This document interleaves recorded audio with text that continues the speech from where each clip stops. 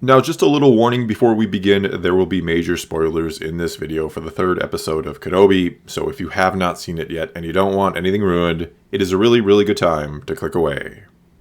Okay, so believe it or not, after this episode, we are now at the halfway point of the series, which seems a little strange to say or believe considering it just started a few days ago, last Friday to be exact.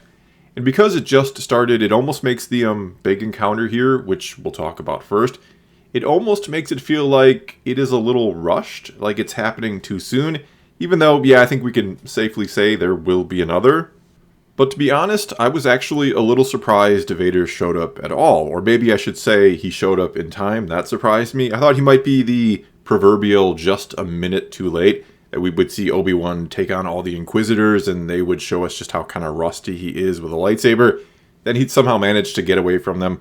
Pretty much just as Vader was arriving on the planet, they would sense each other, the episode would end, and, well, there you go. I then figured maybe at the start of the next episode, we would see the Inquisitors having to face an angry Vader, and maybe Reva would throw the fourth sister under the bus and blame her for Kenobi escaping, and she'd pay the price and be killed, thus increasing the tension between Reva and fifth brother that we've been seeing and that they're clearly going for, and thus setting up an eventual showdown or duel between those two, even though we know she can't kill fifth brother because he is in Rebels. But then again, it seems she may have really killed the Grand Inquisitor, who we also see in Rebels, which takes place after the series, unless he's faking his death really, really well at this point, which I guess is possible, and I really hope is the case somehow, or that the next Grand Inquisitor just also so happens to be a Pa'un with a less round-looking head, perhaps? Which, yeah, would be a heck of a coincidence, but it's much, much better than them having retconned Rebels.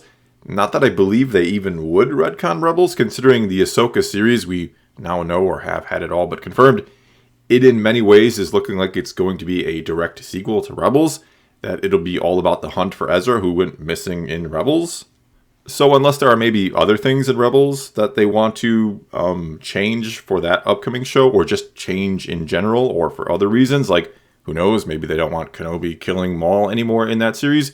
Maybe they now want to have that for a potential second season of Kenobi. Who knows? But anyway, it just seems really, really odd to retcon something from Rebels in this show, all the while one of your next shows is essentially going to be a sequel to that series. So let's hope we do get some kind of explanation for the Grand Inquisitor in these next 3 episodes. But setting that mystery aside for now and getting back to it, instead of Kenobi going a few rounds with the Inquisitors and seeing how out of practice he is that way, it's instead Vader who shows us that. Which again, it surprised me to get this encounter at the midway point, though I do think it tries to show us or set up or establish a couple things, beyond just how rusty Kenobi is with a saber, I mean. The main one being that Vader is, well, he's kind of let down or disappointed by this encounter, right? That he's been looking forward to this for roughly 10 years. He's been hellbent on finding Kenobi and battling him again and eventually killing him, only to have Kenobi literally run away from him and hesitate to even confront him while Vader tortures and kills innocent people in the street. Which, though no hallway scene like out of Rogue One or anything like that, but it did do a good job of conveying the brutality and remorselessness of Vader at this point. That Kenobi is seeing that Anakin is very much dead and gone, that he is more machine now than man. As for the duel or lightsaber battle itself, which I hesitate to call it that, well, obviously it was pretty low on the epic scale, and intentionally so, I think. For better or worse, depending on how you may feel about these two encountering each other again, this was just kind of an appetizer and not the main course. There will be some sort of epic battle between these two, likely in the final episode, where I'm sure Obi-Wan will get his groove back and not only put up some kind of a fight, but the type of fight Vader is looking for out of him. Which is then why I think Vader lets him go in the end. Yes, the fire may have freaked him out a little bit. I mean, we even see that's how he wanted to torture Kenobi, by burning him, which means he very much remembers the time Kenobi let him burn, and he's not fond of that memory. And it makes sense if he wasn't a fan of fire altogether after that. And then it might be, again, rattling him just a bit to have it right in his face like that. But I don't think that's why he let Kenobi go. Keeping in mind here, he could have done one of many things to stop him, like simply reaching out through the Force and stopping Ned, the loader droid, from just taking Kenobi away. Or he simply could have taken hold of Kenobi and dragged him back through the fire. That would have been fun for him, I'm sure. Or he could have done any number of things to stop Kenobi from getting away, but he didn't want to. He's basically a cat who enjoys the hunt more than the kill. He wants Kenobi to go in, think about all of this, what he's done and did to him, and then he wants him to come back and put up a real fight next time, or so that's my assumption. Either way, I certainly wouldn't say this fight was epic, but it wasn't meant to be, which isn't to say it didn't look cool or wasn't exciting or anything like that. But again, it's meant to establish where these two characters are at this point, at the midpoint, which is to set up a real or epic battle then later on.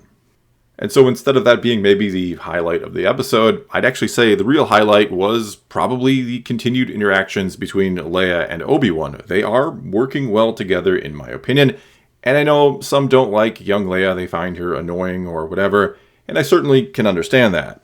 But I would say she's working. I buy her as what Leia would be like at this age. Now you could argue that after Mandalorian and even Bad Batch, the whole kid with a somewhat reluctant and or dysfunctional protector is kind of played out at this point. But if you ignore that fact that we have seen that before or keep seeing it, I don't really have issues with how it's being handled in this particular series. Which doesn't mean I love the idea that Obi-Wan and Leia are even encountering each other at this time or that she's such a focal point of the show. But I'm not here to just judge the series based entirely off what I wanted or expected it to be. Yes, I will at times maybe point out things that I don't think make a lot of sense or could have been perhaps done better another way or seem canon breaking. But in these reviews, I am mainly trying to judge the series as is or as presented to me, instead of judging it based on what it could have or should have been in my opinion, if that makes sense. And speaking of young Leia, I am curious if people think she's showing any signs of being Force sensitive at all in these first few episodes. I mean, there was her asking Kenobi about how the Force feels, which I'm not sure if that was meant to allude to or imply anything upcoming, because we all know Leia is strong with the Force, or one day will be. But right now, in this series, I don't think she's showing any signs of it, and I don't think Kenobi is sensing anything from her. Instead, she seems to be very good at reading people, but I don't know if that's because she's, well, Force sensitive or just extremely smart, coupled with the fact that she's getting a heck of an education as Princess of Alderaan and being trained to eventually be the leader of her people and or a diplomat. So of course she's going to be taught how to read and understand people. Either way, very curious about how people are reading her, and I'll hopefully touch more on that in my follow-up video where I'll be reading and responding to comments and questions on this video over on my second channel. So if you're interested in that, I'll have a link to my second channel in the comments below, and also leave a comment below. Okay, so shameless plug for second channel over with. I again think Leia and Kenobi is working thus far. I do. They play well off each other, and her sort of optimism and confidence is contrasting very well with Kenobi's despair. He's always telling her she's wrong and that she basically shouldn't believe in or trust people, that the goodness of people is all a lie. Oh, and if you're a fan of the sequels and wondered why Leia would ever name her son Ben, I think we're very much getting that answer in this series. But going back to Leia and her Force sensitivity, I also think this series could be answering why Kenobi doesn't think of her as another hope in The Empire Strikes Back. I made a video about this the other day, calling it a major plot hole that Obi-Wan just kind of forgets about her. And I didn't mean literally forgets she exists, but forgot about her in that moment, that she could be trained if need be, if something happens to go wrong with Luke. And so it's looking like when all is said and done here, Obi-Wan won't see any signs of her being Force sensitive and will take that possibility off the table, but somehow Yoda will know otherwise. Moving on, I did very much like the opening of the episode. I thought it was very fitting to have Obi-Wan calling out to Qui-Gon, reliving some of these moments from his past, all the while we see Vader being assembled for his big day out. Also like that Obi-Wan saw Anakin at one point, and I hope that's alluding to more such visions or flashbacks to come in future episodes, that he has to grapple more with learning Anakin is still alive and what he has now become because of him, as Anakin tells him in this episode, or as Vader tells him. I also think it'd be interesting if in some type of Force vision, Obi-Wan talks to Anakin, or maybe I should say some kind of memory of his brother or the way he used to be, and if that's kind of what maybe helps him get past all of this grief he has over what has happened to his brother, if somehow talking to Anakin is what gets him back on track and convinces him there is no hope to save his brother, which is kind of the impression we get in Return of the Jedi when he's talking to Luke, that he wants Luke to kill Vader, that he doesn't believe there is anything left of his brother. And speaking of flashbacks, I thought we might get some more Reva backstory in this episode when she saw the Jedi symbol and kind of freaks out when she's in the hideout or whatever you want to call it. I thought for sure we were going to get a flashback to her childhood, back to her days in the Jedi Temple, assuming that's who she is or who she was in that first episode, that we saw her start of her story when Order 66 kicks off. Even the way, unless I'm crazy or imagine it, the way they kind of focus on her and the music kind of builds, kind of alludes to an upcoming flashback, I thought. So I don't know if maybe in light of recent events and the fact that some complained about the first flashback to Order 66 at the temple and that it showed children being killed, that Disney and or Lucasfilm didn't want to go back to that incident again at this point and removed it. All I know is there were leaks or rumors out there that we were going to get some flashbacks for Reva, and that seemed like the absolute perfect time for one after seeing the Jedi symbol and seeing or basically learning there were surviving Jedi who were escaping to a normal life perhaps, whereas she clearly was somehow caught by the Empire and became an Inquisitor, probably not initially by choice. Such a flashback could have and likely would have then started to give us some clues or hints as to how she knows Anakin and Vader are one and the same, and why she seems so personally angry at Kenobi that it seems to be something more than just gaining favor with Vader.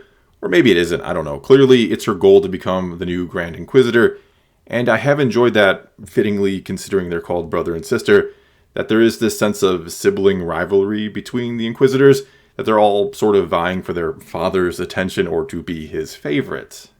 And speaking of escaping Jedi and all of that, very cool to hear Quinlan Vos is still alive and helping other Jedi or helping younglings to escape. Tala, who was the Imperial officer turncoat here, she also said the other Jedi, or that there had been other Jedi through this way, which makes me wonder if one of them could be Cal Kestis, and if there could be any sort of connection between this series and the upcoming game Jedi Survivor. Both are set in the exact same time period, so there is a possibility there. I also thought it was kind of interesting to see an alien for the Empire in this episode. It's kind of nice to see that not everyone in the galaxy thinks the Empire is evil or knows that they're evil. That some like the order they bring, and likely they have benefited in some way from the Empire taking charge, or are some way just happy the way things are with them leading the galaxy. And speaking of that, I did think those were some of the dumbest stormtroopers I've ever seen, the ones on the transport with Kenobi and Leia. They know they're looking for a Jedi, and I guess they've been told or given a description of that Jedi, and maybe even told the Jedi is traveling with a young girl, and yet they completely miss it.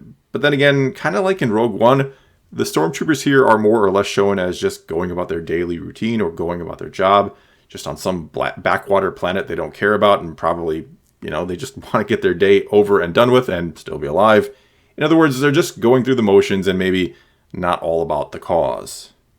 Another sort of gripe I have is that Reva just sort of figures a lot of stuff out in this episode, and I get it. She's force sensitive, she's trusting her feelings or her instincts, and that's what makes her a good Inquisitor. But she took one look at the loader droid, the one named Ned, and somehow just kind of figures out that's where the hideout would be. Then she finds the hideout and manages to get to where Leia is going, to the spaceport, before Leia is there, despite Leia having a huge head start. I mean, Leia was, after all, fast enough to outrun some thugs trying to kidnap her in a previous episode, but not fast enough to get away from this Inquisitor, it seems. And I am joking, but some of the timing in this episode did feel a bit off. For example, how did the probe droids get to the planet so quickly? I'm assuming they must have hyperspace capability, which would make sense and is something I wish they had shown, them jumping into hyperspace. Otherwise, they take almost literally forever to get to another planet in another part of the galaxy. There were then, of course, other little cool things in the episode worth mentioning, like again seeing Vader's castle and Vader sitting upon his dark throne. Not to mention, James Earl Jones voicing Darth Vader once again is just a treat, as is knowing Hayden Christensen is in the suit. A really cool combo, just happy to know that they are both getting to play Vader once again. It was also great to see the Inquisitors' underwater base, though I do wonder where the other Inquisitors are, maybe chasing other Jedi like Cal Kestis, as well as what, if anything, their numbering system actually means. Fifth Brother seemed to imply the spot of Grand Inquisitor would naturally fall to him. Does that then mean higher numbers are better or outrank lower ones? Because I kind of assumed if there was any meaning to the numbers or a hierarchy represented by them, that it would be the other way around, that lower numbers would be closer to the Grand Inquisitor spot, but whatever, I guess it doesn't matter too much. So overall here, a good episode for what this series is. Again, we can, and I almost certainly will, make some videos at some point. We can discuss if this is what the best idea for the series should have been, if it all fits in with the rest of the lore and all of that, or if maybe it should have been something else entirely. But again, for what it is, it has been enjoyable so far. Certainly not perfect, but enjoyable nonetheless. Well, that's all I've got for you this time. Now it's your turn to take to the comments below and tell me what you thought of this episode or what you're thinking of this series overall. And either later today or maybe sometime tomorrow, I'll be doing a video on my other channel responding to and discussing some of your thoughts on this. So again, leave your comments below. Let's talk some Star Wars or some Kenobi. And until next time, thanks for watching.